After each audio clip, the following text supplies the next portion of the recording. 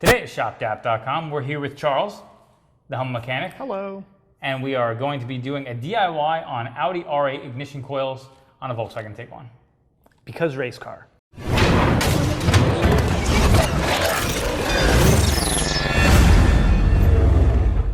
Okay, so before we get into our install, again, we're here with Charles, the Humble Mechanic. If you're not familiar with who he is a former, yes. Well, I guess technically I still am a certified, master certified Volkswagen technician. For 1 year, he is still a Volkswagen certified master technician and now full-time YouTuber. He's here with us shooting video today, and we're going to be reshooting a video that we shot a long time ago. This was our very, very first video. The quality. Nothing like reliving an old video. Yeah, nothing worse than rewatching your very first video. It's brutally painful. So we're going to be reshooting that today and showing you how to install R8 ignition coils on a 2.0t TSI engine. We are going to be using these ignition coil puller tools. It isn't required, but it is something that makes your life a little bit easier. And then again, R8 coils, which are a popular thing that upgrade. I've heard mention that people discuss this as an ignition coil that you might want to upgrade to, that it has a hotter spark. I'm not sure there's evidence that the spark is actually hotter, but there is some talk that there is a stronger circuit in this, which makes it more reliable of an ignition coil. So, with that said, let's do it. Let's get into our install. Okay, so for an ignition coil install, it's very simple. We can start by removing our engine cover to access our coils. Next, we want to disconnect all four of the connectors from our ignition coils. And the way we do that is push the connector a little bit forward towards the coil, pull back on the release tab, and then push it off just a little bit. Now, you don't want to push it all the way off the coil because you run the risk of breaking this conduit right here. So you want to kind of use one hand to hold it and then work your way down.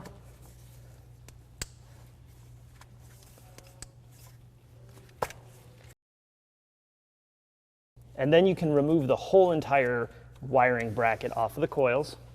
The one thing I want to touch on, because we get this question a lot with people who actually are trying to install coils on their vehicle, is how do I get a broken connector off of an ignition coil? So why don't you talk real briefly, if you have a pocket screwdriver, you can kind of show how you might access to remove the actual connector itself.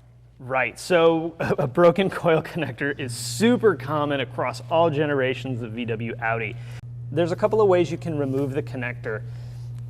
You can try and fish it in where the lock tab is, but that usually proves to be a little bit more challenging than needed.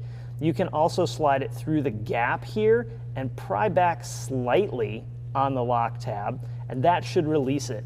Worst case, and it actually works better with a 90-degree pick, is to come in between the connector housing and the coil in this case, or whatever component you have, and slide it right between there and then give it a twist. That'll pull the lock tab up. You do have to, again, push it forward towards the component, towards the coil, until it releases, and then you can slide it back off.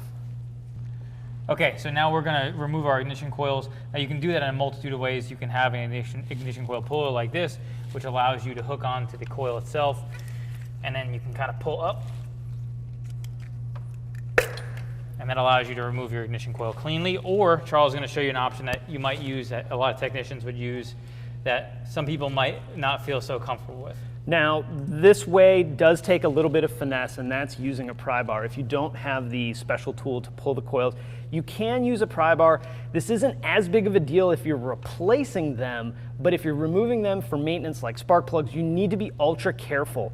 And what you want to do is you want to go up underneath the coil, the whole coil, not in the fins of the coil, all the way underneath, find a pivot point, and then just gently, gently, gently pry up, and that'll allow you to remove the coil. You need to be extra careful if you're going to be doing this on the PCV valve, or let's say here where you're going across the backside of the PCV valve, or if you're using another one of the coils as your leverage point. You just need to be really, really careful. Even setting a rag or something down might help prevent any unwanted damage to another component that you're not replacing. Yeah, it's important to note that technicians are pretty familiar with this process, so that's why they feel comfortable doing it. If you're not comfortable, there's a chance you might end up buying a PCV valve if you end up using it as a fulcrum and cracking the PCV valve. So it is a $150 mistake. Yeah, it takes a bit of finesse, and I have a lot of practice using one of these, so I'm very comfortable with it, but like Paul said, if you're not 100% comfortable, use the proper tool that Volkswagen designed for this job. Okay, now we're going to take out cylinder 3 and cylinder 4.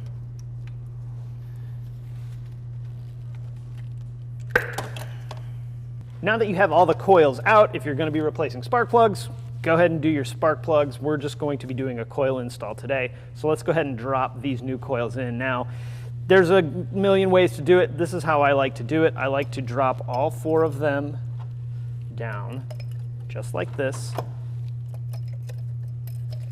Then I found that it actually makes it easier to plug it in first. You may have to push them down just a little bit to get enough slack in the connector conduit to plug them in.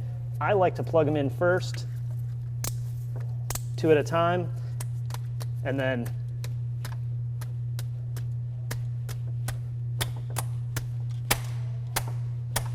just give them a couple of taps, ease them down. You don't need to whack on it with a hammer or anything. Just ease them down. They'll be fully seated. You'll hear it distinctly when they're fully seated on the spark plug. Then going back, I'll just give the connectors a quick push and make sure that they're fully connected and I didn't miss connecting all the way. If you don't feel comfortable whacking on them with your hand, you can just apply downward pressure and push on them.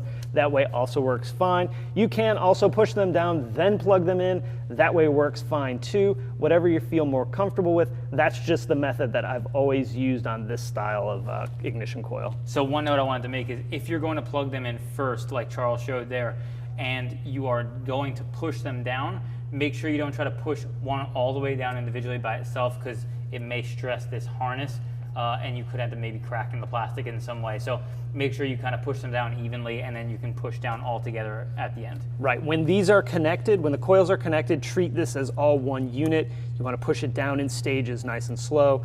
Again, like Paul said, don't whack down on one and then the other, then the other. You don't need a hammer, you don't need any tools to install those. You simply just push them down nice and even and you're good to go. Thank you so much for watching, and again, thank you, Charles. No problem. Thanks for helping us out. Anybody who has not checked out Charles' YouTube channel, I will make sure we link it in the description below where you can check that out. Be sure to check him out on all the social channels and subscribe. If you like this video, be sure to give a thumbs up. Do this. And subscribe.